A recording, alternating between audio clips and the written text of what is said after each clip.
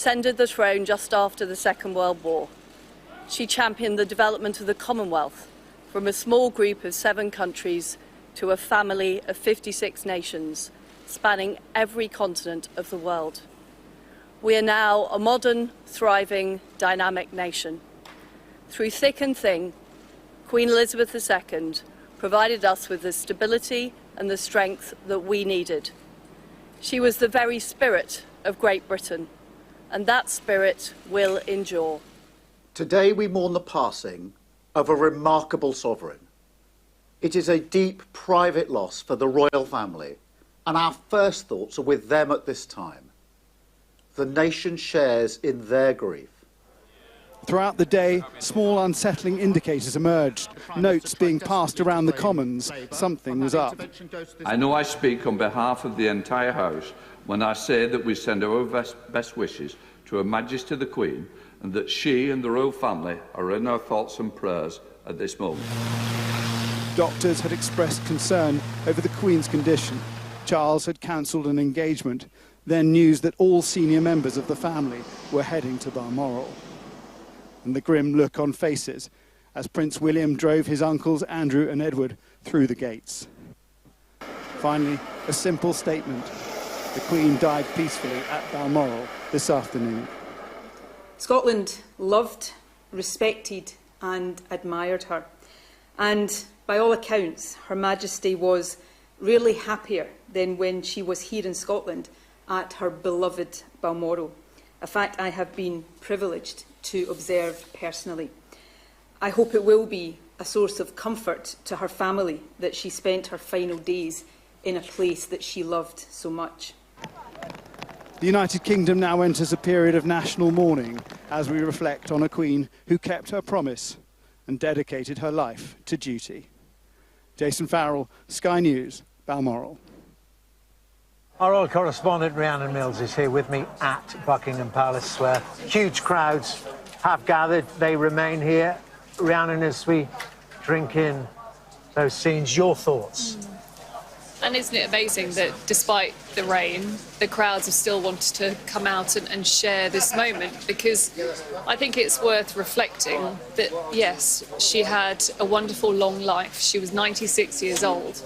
But that should not detract from the enormity of this moment. And I think there will be, for some, this collective sense of shock, because after all, it was only 2 days ago that we saw the monarch there carrying out that important constitutional role. And she had been very clear with her advisors. She wanted to be the one who saw that handover between one Prime Minister and the next. She wanted to show us, the British public, that despite the fact that we live in difficult times at the moment, she was still that symbol of continuity. And it was that pledge she made when she was only 21 years old. No matter how long or short her life was going to be, she would continue to serve. Now, of course, I think there's 2 things that are going to happen here. An enormous constitutional shift.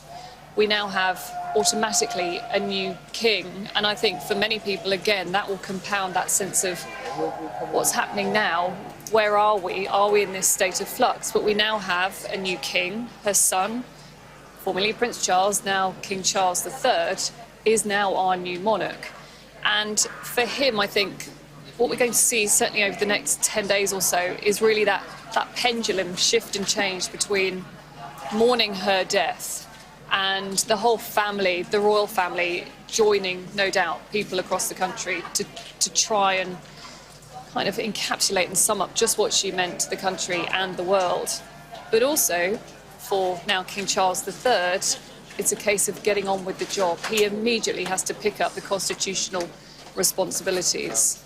And that is going to be a difficult mix, I think, for him. And already we have had a statement from him today in which he said that the family is going to take, in a way, great solace from the fact that she was so loved and so respected by so many in this country. And I think we can see that here as the crowds are gathering in the rain. And you've been here this afternoon hearing kind of those outbursts of applause. Impromptu applause, cheering, clapping, and God Save the Queen. The song has to change. Rhiannon, thank you very much indeed. And good evening from Balmoral, where the Queen's family are gathered tonight. Now, for most of her life, the Queen travelled the world and kept a busy diary of engagements, of course. It was only into her 90s that she slowed down. Her visits had to be changed as she struggled more with mobility and walking. And she missed more events like last weekend's Braemar Games near Balmoral. Ashish Joshi reports on the Queen's deteriorating health in recent months. It was here at Westminster Abbey in October last year that the Queen's growing struggle with mobility first became obvious. Her daughter Anne handing her mother a walking stick, which she would now need for support. She was 95 years old, and the years were finally catching up. And this deteriorating health would mean missing key engagements. In November, she was forced to pull out of attending the annual Remembrance Sunday service at the Cenotaph. And this blow came soon after the Queen was forced to spend a night at the King Edward VII Hospital. It was her first overnight stay in hospital for 8 years. By now, the monarch had been warned she needed to slow down her busy diary commitments. It's been very clear all the way through her reign that she wants to do her best, and she's taken an oath that she has put first. So she's done incredibly well, and worked an awful lot longer than most of the people in this world. In her 96 years, she has rarely been ill. She had surgery on her knees in 2003 and was back in hospital in 2013 after a bout of gastroenteritis. Even COVID did not seem to have a major impact on her health. The Queen caught the virus in February 2022. She told medics and bereaved families about the effect it had had on her. It does leave one very tired and exhausted, doesn't it? There is one major trauma that would have impacted the Queen's health like no other: the loss of her husband, Prince Philip, in April last year. This heartbreaking image of a woman separated from her life partner, it can only hint at the all-consuming grief. The Queen's gone through a really major life event, losing a life partner, and it's not uncommon that we hear stories that people who have undergone such a loss really find the following years really very difficult. And obviously grief has many effects, doesn't it, on our psychology, but also maybe on other physiological aspects like immune system. By June this year, the Queen was forced to limit her attendances at her own Jubilee celebrations. A month afterwards, she undertook what would be one of her last public engagements, the opening of a hospice in Windsor. The decline in the Queen's health was slow and not easily noticeable. Just a few days ago, she received the new Prime Minister. 48 hours later, her family announced her death. What happens with somebody who is in their 90s or is frail is that even a small thing can make a big difference. Something that perhaps wouldn't have affected a younger person with much more reserve capacity can really make a big difference and cause someone to then become really very unwell. A long, happy reign, a lifetime devoted to her family and her subjects. The Queen's 96 years were hardly troubled by ill health, and that will bring some small comfort to her grieving family. Ashish Joshi, Sky News. Well, here at Balmoral, where the family are gathered tonight, there's been a steady stream, I have to say, of people just coming along here, laying flowers by the castle walls, close to the gates here, and they then just stand and reflect on our monarch who has reigned this country for so long. Now, James Matthews, our Scotland correspondent, is with me. And James, this was a place she truly loved. It was, Mark. Queen Victoria, said of Balmoral, this was a place that breathed freedom and peace, where one could escape the world's sad turmoils. And I think that sentiment chimed with the Queen, who came here year in, year out. This was summer holiday time. She would spend 2 months every year with her family. And tonight we see that family reunited. Two separate convoys of vehicles carrying her children, her grandchildren, Harry and William, reunited behind the gates of Balmoral almost 25 years ago to the day. They were here grieving when their mother died. That's where they were geographically when Princess Diana passed away. So tonight they're reunited. A family grieves behind the gates of Balmoral. And I think, you know, the Queen, they will take comfort, I think, from the comfort that the Queen took from being here. We only have to look at 2 days ago, her last public appearance, when she appointed a new Prime Minister. She was in good form. Those who were in the room, the drawing room, talk about her commenting on the weather, jovially laughing at the dark clouds that had been cast that day over Balmoral. And in recent weeks she's been out and about walking the corgis, having lunch with her lady-in-waiting at her mum's old fishing hut on the banks of the River Dee. She liked this place, she loved it, had a great passion for Balmoral and Aberdeenshire and Scotland beyond. OK, James, thank you very much indeed. Let's speak now to our political editor, Beth Rigby, who is in Downing Street. And Beth, historic week for this country, a new king and, of course, a new Prime Minister. Yes, what an extraordinary week for the country, in that in the space of 3 days it's a nation that has welcomed in a new Prime Minister not that well known, and then said goodbye to a monarch that has served for 70 years, that for many of us she's all we've ever known. And for Liz Truss, the new Prime Minister, she had the difficult task of trying to come out here on the street and speak to the nation and try to somehow convey the sense of shock, grief and loss that millions of people would be feeling. And I think in her speech what she managed to encapsulate was the way in which the Queen has been woven into the fabric of the country and our consciousness, when she said Queen Elizabeth II was the rock on which modern Britain was built. Through thick and thin, she provided us with the stability and strength that we needed. For Keir Starmer, Sir Keir,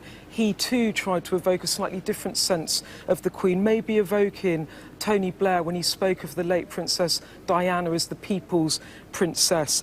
What Sir Keir did was talk about the way in which the Queen belonged to all of us, saying for the vast majority of us the late Queen has been simply the Queen, the only Queen, and above all else our Queen. So two leaders there trying to somehow reassure a nation that will be ruptured by the loss of a monarch that has served for 7 decades. It is the beginning of a series of tributes that will happen in Westminster in the coming days. Tomorrow the Commons will sit from midday to 10 p.m. and MPs will pay tribute to the Queen. It will also sit on Saturday from midday. It will be the only 6th time since 1939 that the Commons has sat on a Saturday, times such as marking the World War II, the beginning of World War II, or the Suez Crisis. And this Saturday they will sit to honour Her Majesty the Queen. All right, Beth Rigby, thank you very much indeed. Well, immediately after the announcement that Her Majesty the Queen had died, thousands of people gathered here outside the gates of Buckingham Palace. And in keeping with tradition, a simple written notice announcing the death was posted for everyone to see. A message to everyone who's lived under the reign of Queen Elizabeth II.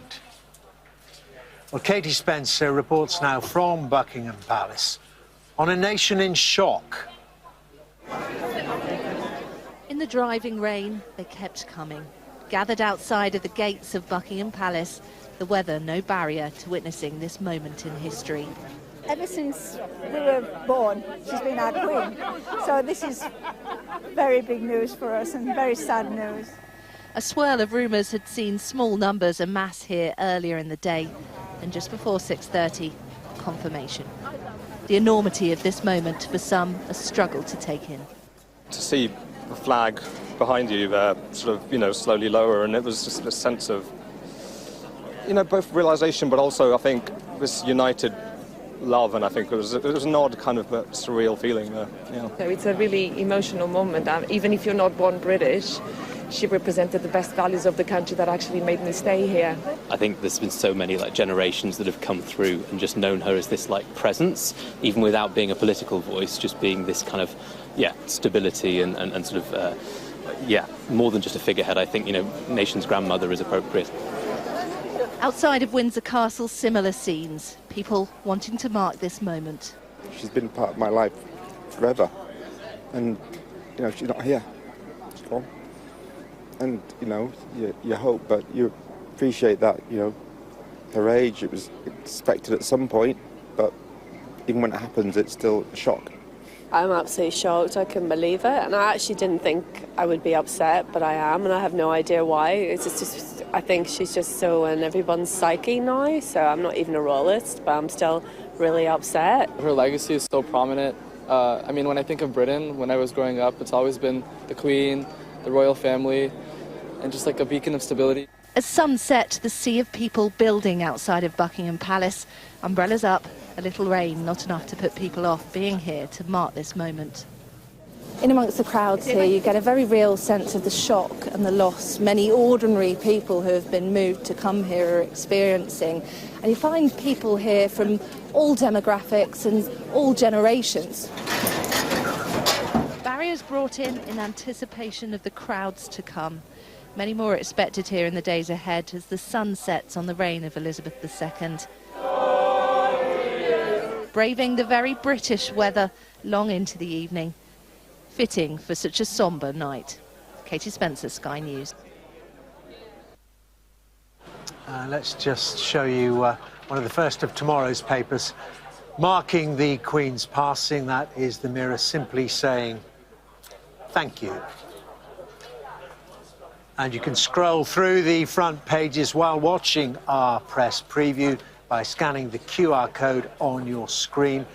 Joining us a little bit later will be the journalist and broadcaster Jenny Kleeman and the author and former royal photographer Ian Lloyd. Haven't got it. Well, the world has changed immeasurably, of course, since Queen Elizabeth ascended to the throne, and even more since her birth 96 years ago.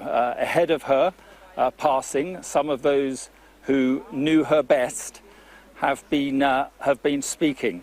They have spoken about what made her so unique. Our royal correspondent, Rhiannon Mills, takes a look back now at the life of Queen Elizabeth. All those years of wisdom and compassion, we've been so lucky. Her work ethic, her strong faith, her leadership, there wasn't anything Her Majesty couldn't do. There was a courtesy and a humanity and a kindness that I'll remember forever. Born in 1926, Princess Elizabeth wasn't expected to be queen. Her destiny changed with the death of her grandfather and the abdication of her uncle. Her father was now king, and Elizabeth his heir. Her role for life was set, and her approach to it shaped by the Second World War. The sort of keep calm, carry on philosophy was absolutely embedded in her, I think. The princess became a member of the ATS. Wartime also sparked the most important relationship of her life. Her marriage to Prince Philip was celebrated across the country.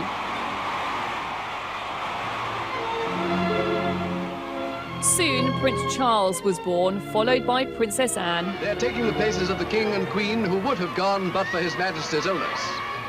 But duty called, her father was ill and they had to take his place on a tour of the Commonwealth.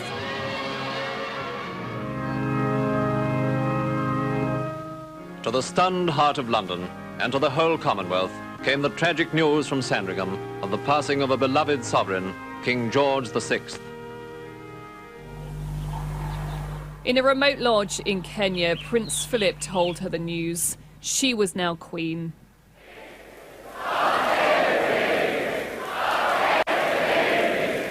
The following year came her coronation. Years later, she described how it felt. In a way, I didn't have an apprenticeship. My father died much too young. It was all a very sudden kind of taking on and making the best job you can. From the very start, she felt she had to get out and connect with the public. The Queen and Duke now took their places. Through thousands of engagements and inventing the walkabout. Whether you were the lollipop lady or you know, you were a president or a prime minister of a nation, people become nervous. And it was wonderful to see how Her Majesty would put them at ease. With constitutional responsibilities and weekly audiences with her prime ministers. Virtually alone, of all the people that you knew anything that you said to us stayed within the room. Do we think that this is a good idea? Do we know what it's about? She was a wonderful boss. We used to put up a red box every evening, and we knew that she would have been through them and it would be back on our desk the next morning at 8 o'clock.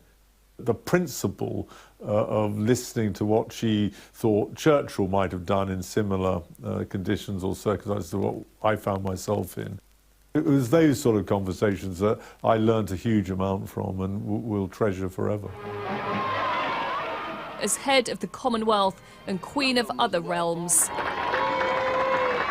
she travelled more than any other head of state, always conducting her own powerful form of soft diplomacy.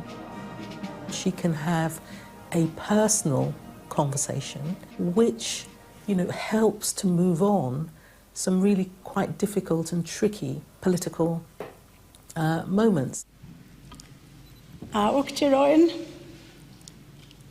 agus a coide. The first British monarch to visit the Republic of Ireland in 100 years. She was a figurehead of unity and stability.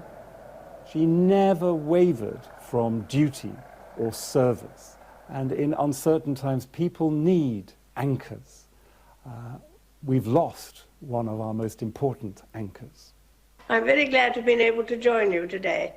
Often, she adapted the way that she worked, such as during the coronavirus pandemic, to reach out, set an example, and rally the nation with messages of resilience. We will be with our friends again. We will be with our families again. We will meet again. Her Majesty is the warrior queen. She has done it. She's been there. And Her Majesty dressed the nation. It's the empathy. We're all in this together, but it's going to be okay. Behind the formality was an utterly devoted wife and mother. The family is very close together and we do enjoy spending time. And she's always made time all the way through her life. And yes, there have been those particular moments of the year when that very much comes first. Whenever we had the family moments and we met up, she'd be very keen on watching what the children were up to. And I think there were moments when she loved the noise and running around the house. It kind of brought the house to life and it kind of made the real family atmosphere. We see this is strong enough to... Get off, get off. While she was head of state, Philip was head of the family and a huge support. Come around this side. They were a couple with a different relationship than many people have. But he learnt to live with that. It's difficult to be a monarch with the degree of responsibility that you have without a very good partnership to back you up. In 2021, she said goodbye to her beloved husband and dedicated consort. What you see is courage, but also a complete lack of self-pity. She feels grief, but as she said on one occasion, it's not about me. In a less deferential world, they did weather more difficult times, especially in the 1990s, as her children got divorced and a fire wrecked Windsor Castle. It has turned out to be an annus horribilis. In 1997, Princess Diana died in a car crash. It was a low point for the royal family, as the crowds criticised them for staying in Scotland. The Queen's life has been a continual process of shaping how you keep in touch with a world that's changing very fast, but she was always doing that. In recent years, the Queen led the monarchy through more turmoil. She rarely showed emotion in public. Privately, she was known for her genuine warmth and kindness. You stick all these things in. We were up shooting one day up in Balmoral, and the weather changed in the afternoon. So I took my raincoat, wrapped it round, I gave her my scarf and my gloves, and as I walked away, I cheekily took my flat shooting hat off and put it on top of her headscarf. 3 weeks later, she called me into her office, and she'd had this photograph developed and put in a beautiful frame for me, and she said, "I thought you'd like to keep this as a souvenir." That's it. She was never happier than when she was with her dogs and watching her horses. And just sometimes we'd see a glimpse of her sense of humour. I always keep one for emergencies. So do I. I keep mine in here. Oh. For later.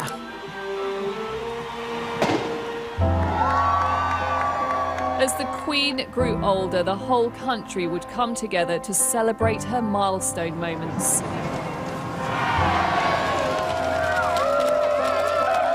She would go on to become Britain's longest reigning monarch.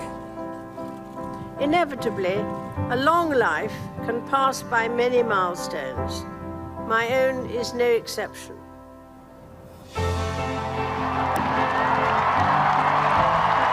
And the first to mark a platinum jubilee. Her family increasingly expected to step in to support her.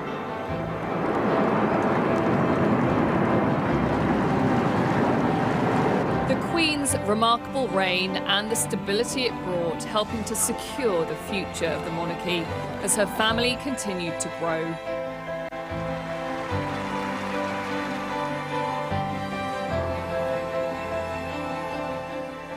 Throughout her life, honouring to the end the pledge she made at just 21.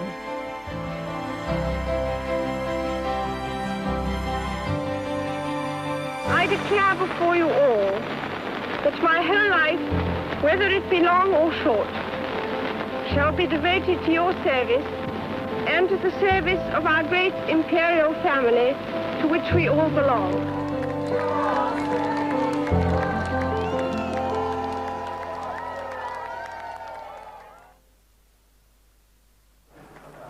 Well, hard to sink in, but the United Kingdom tonight has a new monarch. The Prime Minister was the first person to use his official title, King Charles III.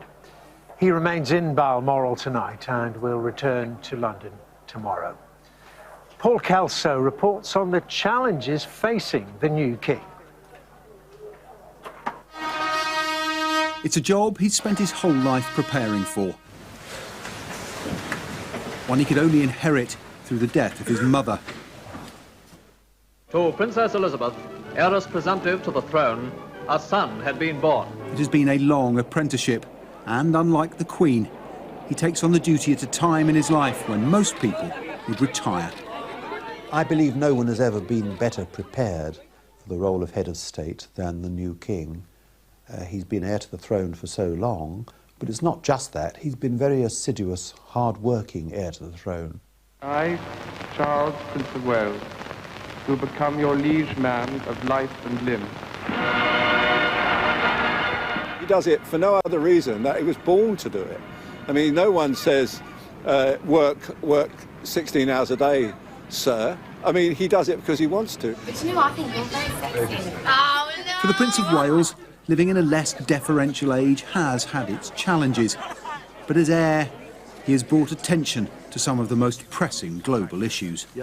The combination of pollution and overconsumption of finite natural resources. The urgency, I think, is even greater to try and do something about those challenges. So I would ask how these people are going to face their grandchildren. Speaking out about the environment for more than 50 years, gaining a reputation as one of the world's most respected and pioneering campaigners. But sometimes you think that do we really have to face catastrophes and chaos before we understand that real action needs to be taken? And the difficulty with all that is that by the time you try to take the action, it's already too late.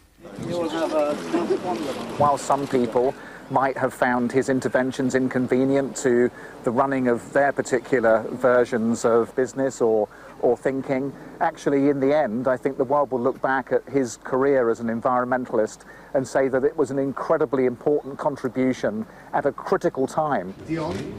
Through his Prince's Trust, he connected with millions of young people. His approach liberal and inclusive, especially when it came to race and religion. He has given very important speeches about the contribution of Islam to world civilization, both in Britain and in the Middle East, in Al-Azhar University and in Saudi Arabia. And of course, within the Jewish community, it's been my privilege to see him both engage with the elderly in our old age homes, who instantly became his groupies.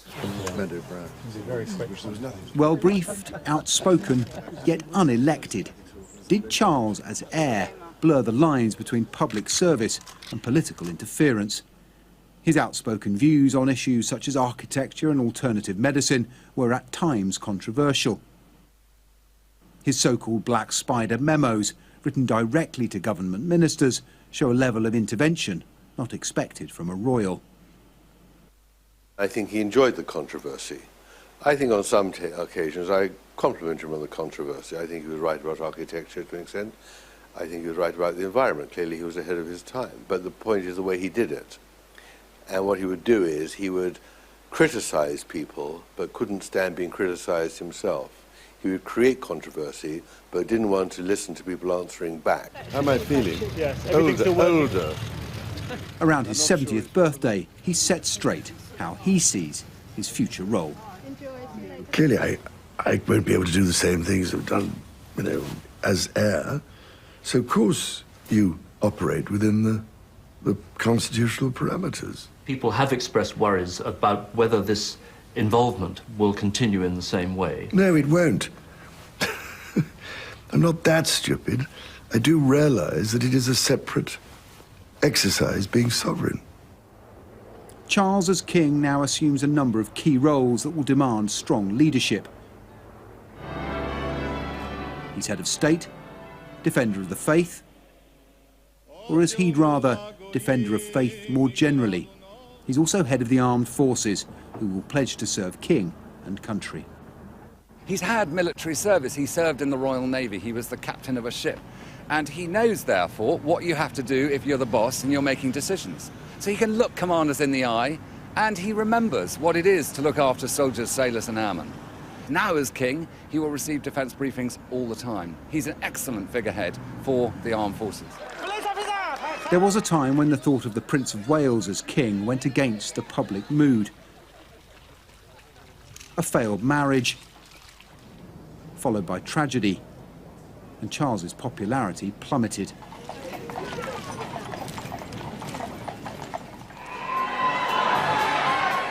It would be 8 years before he married Camilla Parker Bowles, the true love of his life.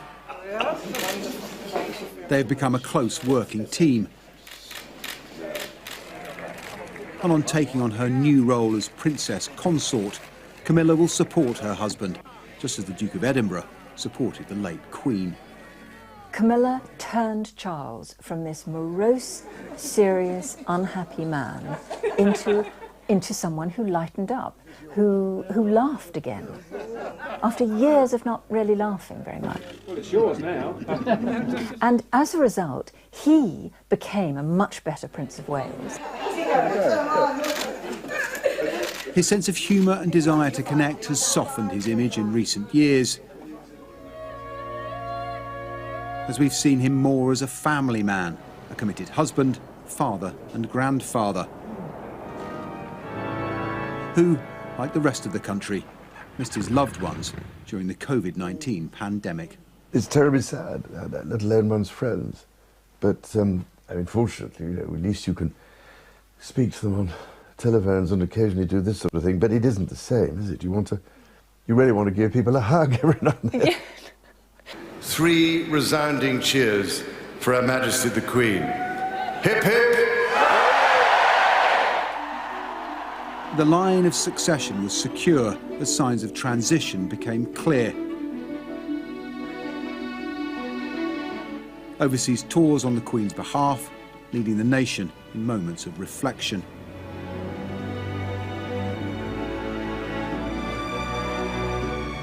With the support of his family, he embarks on his new role. After decades of watching, learning, supporting, and developing a deep sense of service, he now takes his place as king.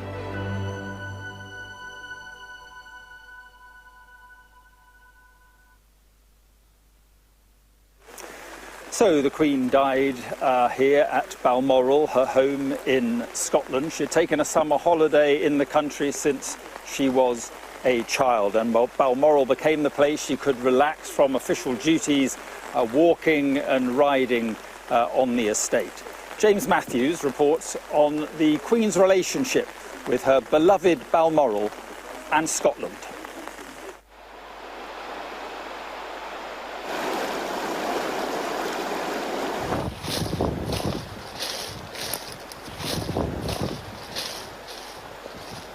I would play the bagpipes every morning, wherever Her Majesty the Queen may be, and that would be at 9 o'clock in the morning.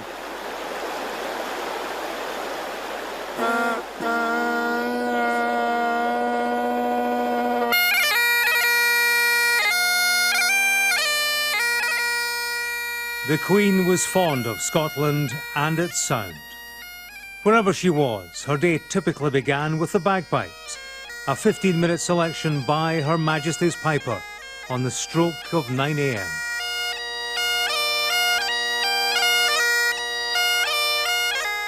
You would look up and you would always see Her Majesty the Queen looking out, just to make sure that you are playing well, because Her Majesty has a good ear for the bagpipes.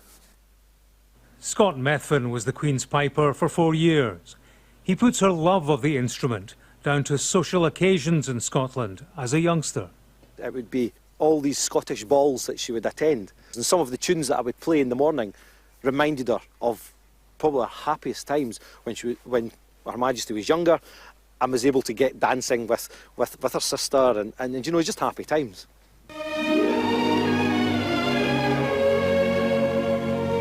The royal family spend most of their time in public duty, and the British people respect their few private hours and leave them to enjoy their relaxation like any other family. Of time spent in Scotland, time on holiday was invariably spent at Balmoral. Their millions of friends cannot all be there, so we are invited to meet them through the medium of the camera. She was a queen with Scottish roots, a descendant of Robert II, King of Scots. Her mother's ancestral home is in Scotland, Glamis Castle in the county of Angus, where Elizabeth, the Queen Mother, is remembered in photographs with the child who would be Queen.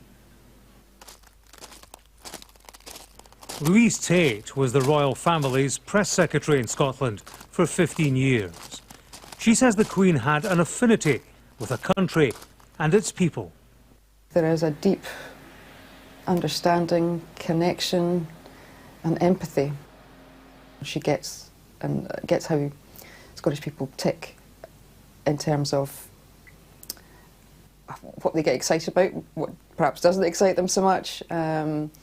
And she just really gets that straightforwardness about Scotland. She understands that, you know, Scotland does punch above its weight in terms of just its outlook. One of the biggest exports is people, and people are always outward looking, and I think there's something she admires about the Scottish character. Royal Deeside had its royal duties, not least the famous Braemar Gathering. We'll just stop it up. It's the annual Highland Games event, the visual spectacle that brings the crowds and brought a smile to the royal box.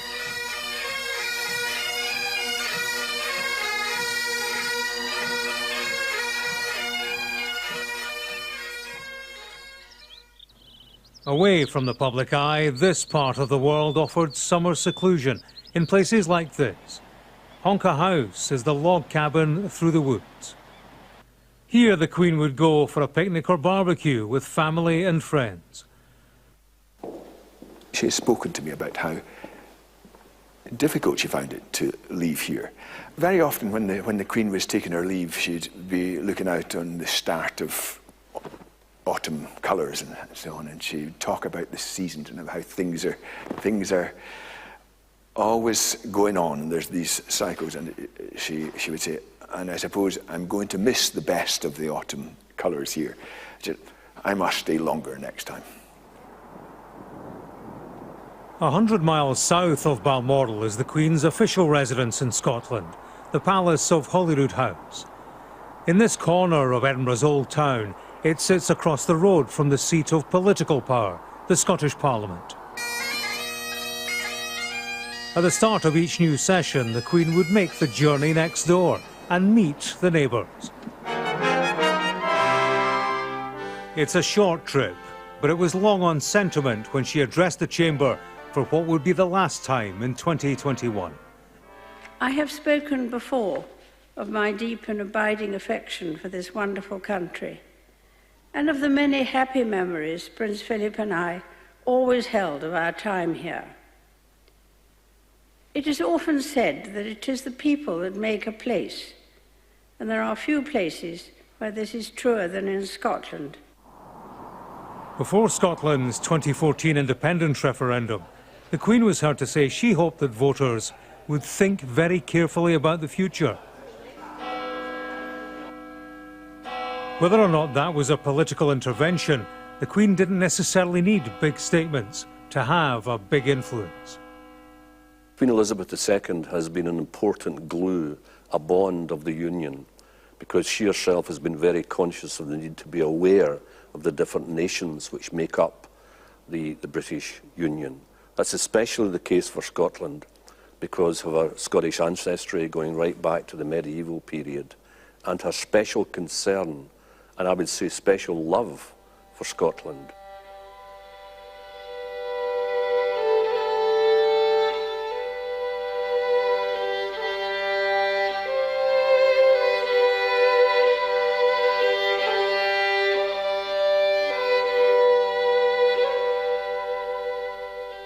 Back on Royal Deeside, Paul Anderson played this tune for us.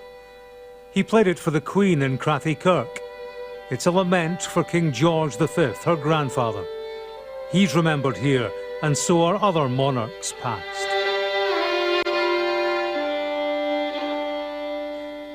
During the coronavirus pandemic, the Queen was unable to attend Crathie Kirk, so she asked Paul to play at a private religious observance at Balmoral Castle. I think it was basically how much she was missing that side of life, the coming up to Kirk on a Sunday. I'd say it was actually, there was more concern about how you were coping. Actually was my feeling about it, which I think is probably gets lost as well, that folk didn't see that personal thing. She does care about the folk that she knows for the community, and I think she felt for the folk in the community and what they were going through at the time.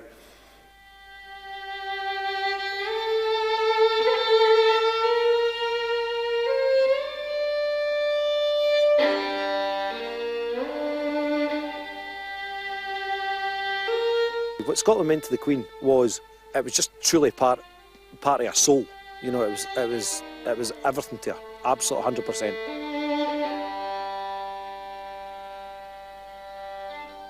I will miss the Queen dreadfully. People around here really respected the Queen, thought very, very highly of her.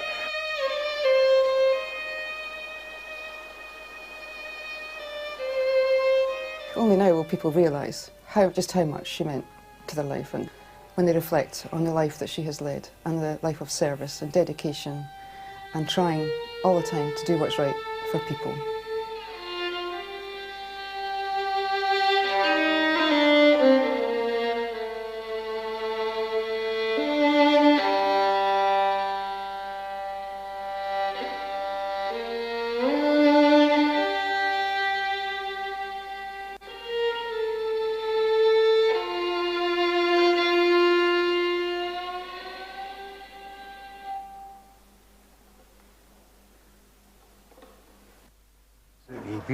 reporting there by James Matthews. Some wonderful memories. Well, it's time now to turn to our press preview. Our first look at what is on tomorrow's historic front pages as they pay their tributes to Her Majesty the Queen.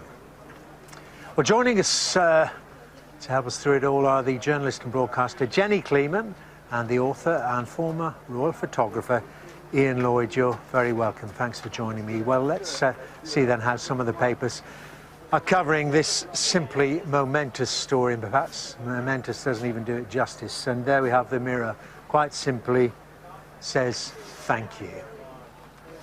The Daily Star praises the Queen's legacy, saying, "You did your duty, ma'am." And the Metro carries this simple but simply beautiful image of Her Majesty. And the Telegraph quotes the Queen's own words, "Grief is the price we pay for love." And the Times focuses on comments by now King Charles III, who's described his mother's passing as the greatest sadness for his family. Again, a simple black and white photograph. The Guardian has chosen this elegant image of Her Majesty. And the Sun, "We loved you, ma'am," is how the Sun has thanked the Queen for those 70 years of service.